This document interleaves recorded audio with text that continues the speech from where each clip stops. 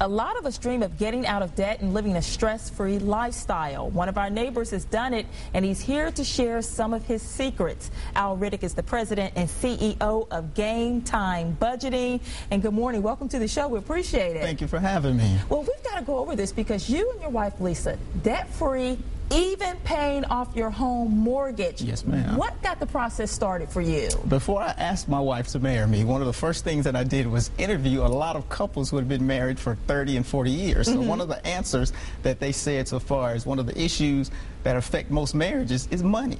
So I married my wife not only because I loved her, but because I wanted to have fun. So I was like, well, why let money get in the way? So one of the first things we did upon getting married was put a plan together to get out of debt. Well, tell us, what's the #1 mistake that you see people making as far as coming to budgeting, trying to get that process going? Yes, ma'am. The #1 mistake most people make, first of all, is buying into a lot of myths that relate to budgeting. Just to give you 3 very quick examples, a lot of people believe that you have to make a lot of money in order to budget. I believe if you have an income, no matter what it is, you should prepare a budget.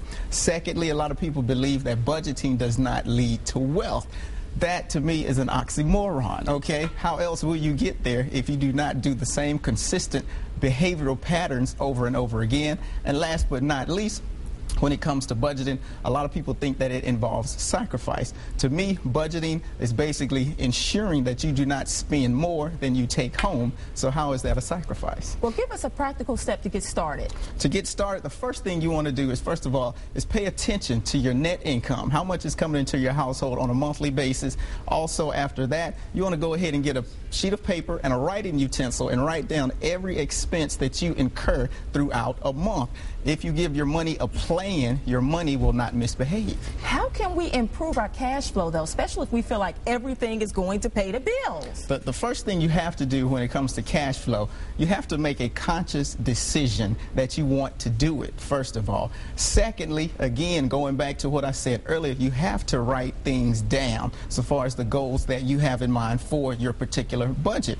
And after that, it's as simple as making the decision to do it. And then if you decide to eliminate eating out once, twice a week, you can do that. That will improve your cash flow.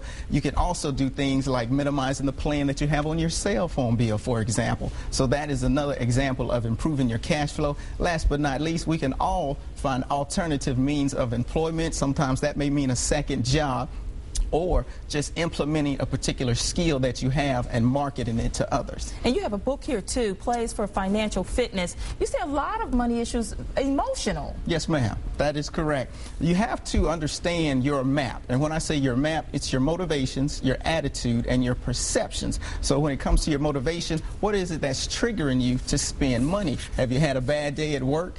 Did you have an argument with your spouse? Something sets it off for you to go and say, I'm using that card, whether to buy some chocolate or a new sweater. That is true, and you have to understand what that is. Well, thank you so much, Al. We appreciate it. Now, you can learn more about Game Time Budgeting at Al's free financial seminar coming up Tuesday, February 22nd. It's at Days Inn at 11,967 Chase Plaza Drive from 7 p.m. to 8:30 p.m. and RSVP by Sunday night at midnight.